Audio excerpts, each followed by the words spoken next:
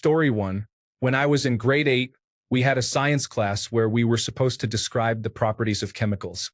We were shown how to waft our hand over a vessel to get a smell, not to taste it, and then were given a beaker of liquid to write observations about. We were constantly warned to follow the protocols we were taught.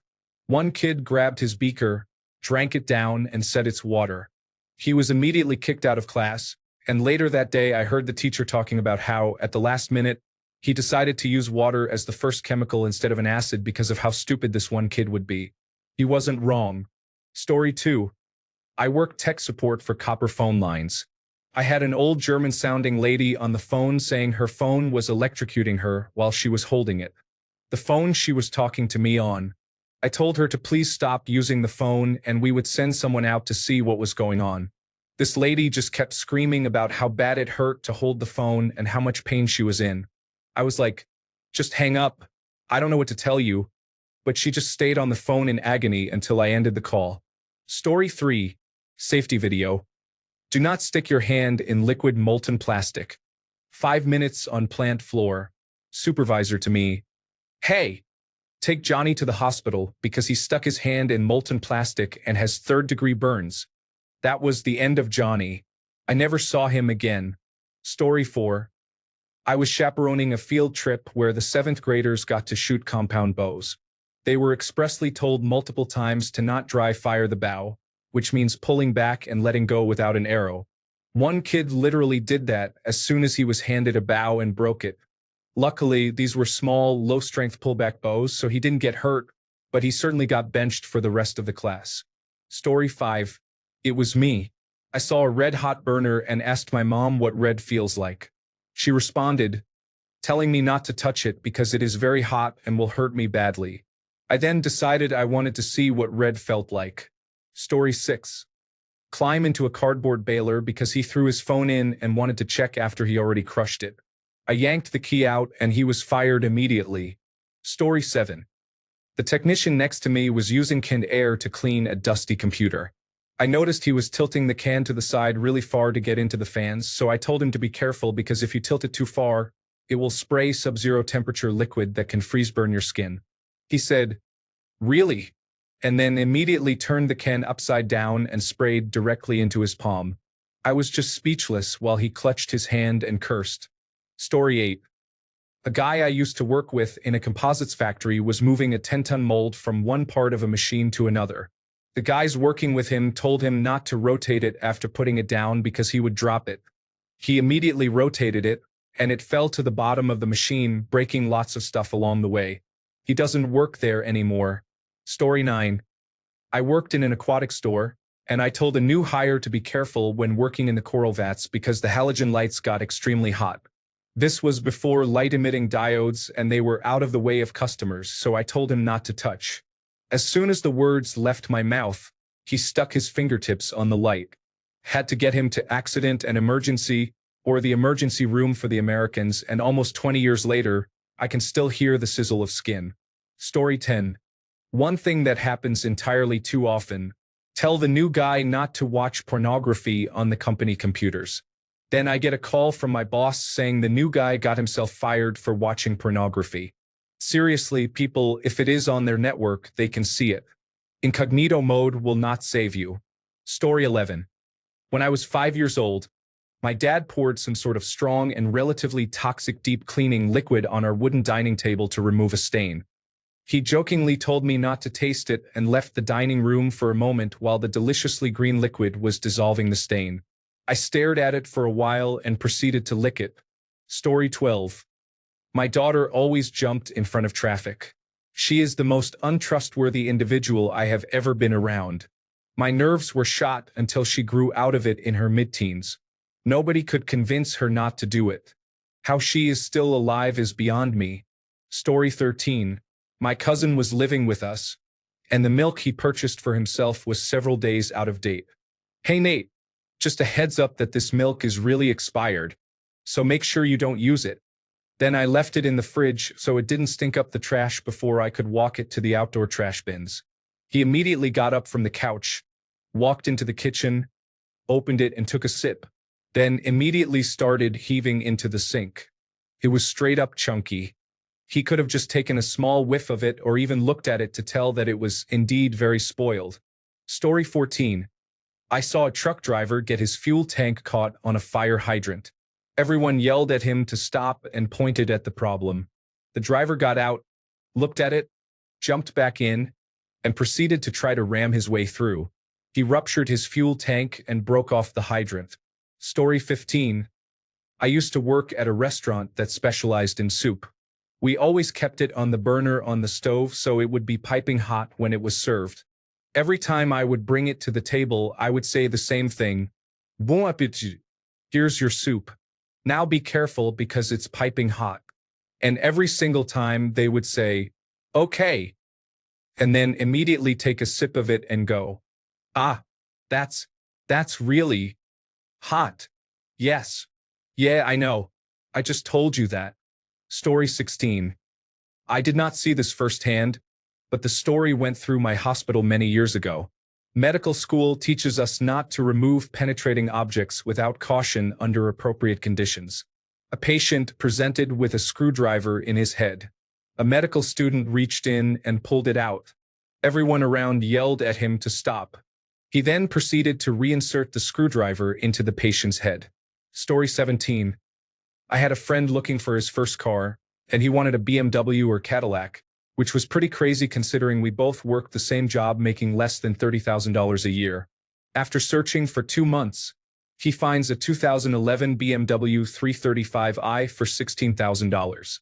But after 6 months of having the BMW, it breaks down badly, and it's back to him getting a ride from people to work. For people out of the 6 of our friend group told him to get a Honda or Toyota as a first starter car, and he said, no, I'm worth more than that. I want something nice. Now 3 years later, he's still paying on the BMW that hasn't been driven in 2.5 years. Story 18. Parents. Hey, why are you smacking that with a stick? Youngest brother, because my older brother told me to. Parents. Come on, you can't use that excuse. You can't do everything your older brother tells you to do.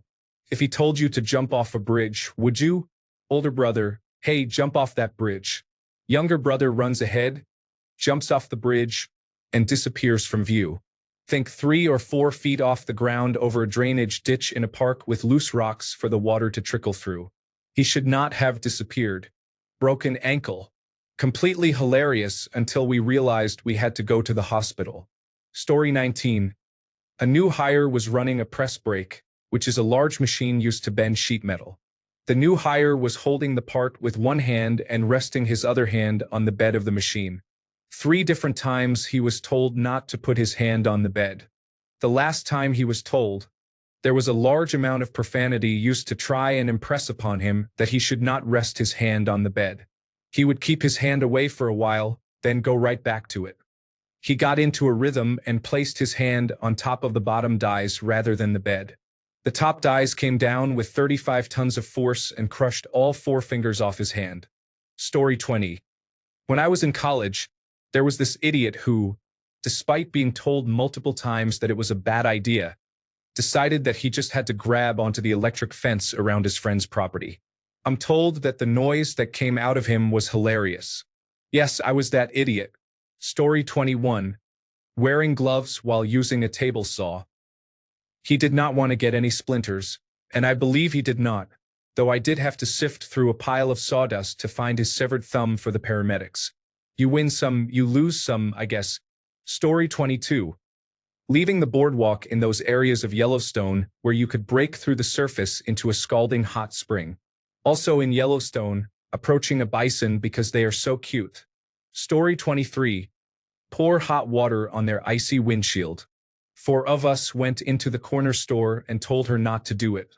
One of the guys told her in Spanish. She looked at us for a second, holding the steaming cup of water, then broke her windshield by pouring hot water on it.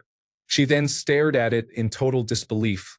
One of the people who tried to warn her exclaimed in an extremely animated manner, throwing his hands in the air, then dropping them near his knees. "We told you." Then she cried. Story 24. Not me, but I saw a video of a woman telling her husband not to put diesel in their car just because it's cheaper. Cut to the car having to get towed. Story 25. During the peak of the DC sniper spree, someone I went to school with pulled the fire alarm to get out of a quiz. This was a few days after the middle schooler was shot. All of us evacuated onto the field and lined up. Then someone noticed there were people with rifles on top of the building next door, people the teachers, administration, and apparently local cops had no idea about. Naturally, we started booking for the Trilene. It turned out they were Federal Bureau of Investigation hostage rescue team snipers who just didn't notify anyone they were there. A whole series of poor choices were made that day, and I'm pretty sure the other student got expelled for putting the entire school in danger. I guess technically no one told them not to pull the fire alarm while someone was all over the area shooting people, including children at school, but it's the kind of thing that shouldn't need to be said. Story 26. I served 11 years in the Army, and I've seen it all. I still remember from basic training that kid from Kentucky who just couldn't grasp the concept of not mixing uniforms with civilian clothes. Story 27. 20 years ago, I was deer hunting with a buddy. He had borrowed a gun from a friend while I had my own. We had come back to the parking lot from the woods to take a break and get some lunch. The gun he had was a lever action, a temperamental one at that. You must swing the lever in full all the way out, all the way back, no exceptions. Doing this ejects the prior shell with the out and loads the new shell with the back action. Reloading to head back into the woods, he loads the magazine and cycled the action so a bullet was in the chamber. Now, he halfway opens the lever to peek and make sure the round is in the chamber. But this causes a jam, and he didn't know enough about guns to clear the jam. So I had to basically halfway disassemble this gun I don't even own to fix it, put it back together, and show him exactly what he should do rather than what he did. So he reloads it, cycles around into the chamber, and peeks again. I was like, dude, why did you do that? So I fix it again, tell him again you cannot open this action halfway, it's not a bolt action. If you open it halfway and then close it, the gun will jam. The only way to look in the chamber is to fully cycle around.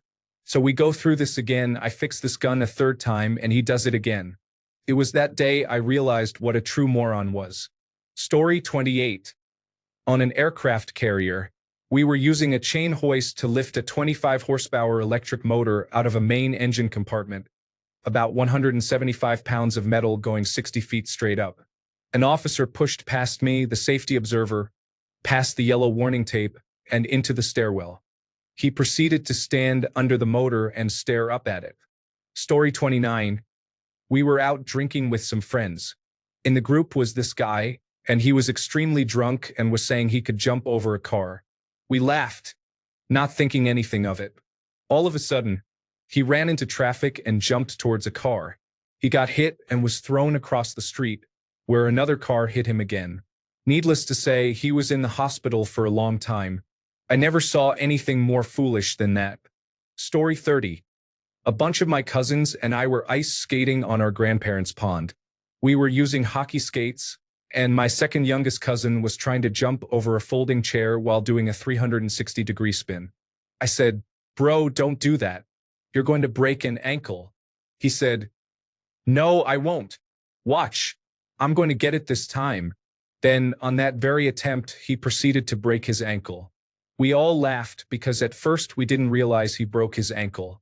Then, once he tried to skate it off, he immediately had a stabbing pain and needed to take off his skate. We literally watched the swelling start. It blew up like a balloon. Then it was off to the hospital. Story 31. Do not stick your head into that jet's intake. Jets don't have reverse gears. You have to push them back manually. There are places to grab them. You have to teach people not to do that. But there are really foolish people who don't listen and suffer the consequences. Story 32. One night out with a group of friends, someone challenged another friend to climb on a really high street lamp. He was pretty drunk and not a great climber even in his peak condition. We told him several times to let it go. But of course, he went challenge accepted and started climbing the street lamp. To his credit, despite being drunk, he actually managed to get on top of it. The problem is, he had no idea how to climb down and ended up just jumping down from way too high. The result? A broken foot, a broken ankle, and two friends, me and another, had to pick him up, walk 1 hour to the nearest hospital and spend the night there with him. Story 33. We told a guy at a bonfire, do not pour lighter fluid on an open flame. He poured it anyway, and we all got front row seats to the Fireball Olympics. Story 34. When I was a manager at an oil change place, we had this kid who was a total idiot. My boss told me everyone deserves a chance. He pulled the wrong plug and drained a transmission. We told him several times not to pull a plug unless he was 100% sure it was the oil drain plug. He drained about 6 more transmissions before I finally had enough and fired him. Story 35. Stuck a key in the outlet not once, but twice. My mother thought after the first time I wouldn't need to be told again. Same key, but different outlet. Might explain why I became an aircraft mechanic avionics technician. Now I am trying to switch from mechanical engineering to electrical engineering. Then again, I was always that kid. Had to touch the hot stove and see if the fence was really electrified.